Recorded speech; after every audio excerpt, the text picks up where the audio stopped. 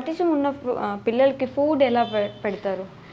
Food చాలా restrictions ఉంటాయండి. అంటే పర్టికులర్ ఫుడ్స్ తిన్నప్పుడు వాళ్ళు బాగా హైపర్ అయిపోతూ ఉంటారు. సో నేనేం చెప్తాను అంటే ఈ పర్టికులర్ ఫుడ్ ఆ పర్టికులర్ ఫుడ్ అని నేనేం చెప్పను. మీ చైల్డ్కి మీరు డైట్ చార్ట్ వేసుకోండి. ఓకే. సో నేను కూడా అలాగే చేశాను. ఎందుకంటే వెన్ హీ వాజ్ డయాగ్నోస్డ్ వాళ్ళు ఇచ్చిన ఫుడ్ రెస్ట్రిక్షన్స్ మనకు ఉన్న దీంట్లో అది పాసిబుల్ అవ్వదు. సో మనము ఆ చార్ట్లో మనం డైట్ ఫాలో అవ్వాలని మనం ట్రై చేయడము, ఏదో ఒక దీంట్లో మనం ఫంక్షన్కి వెళ్ళినప్పుడు బయటకు వెళ్ళినప్పుడు స్కూల్లోనో పిల్లల దగ్గర పక్కన వాళ్ళ పిల్లల దగ్గర లాగేసుకునో పిల్లలు ఉంటారు. అవును.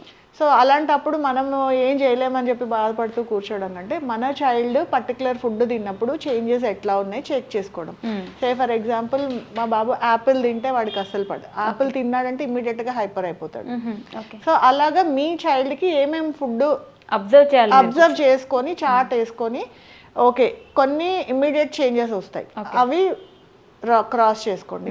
కొన్ని డిలేడ్గా చేంజెస్ వస్తాయి. సో ప్రతి ఫుడ్ని మనం కంప్లీట్గా అవాయిడ్ చేయడం అంటే అవ్వదు.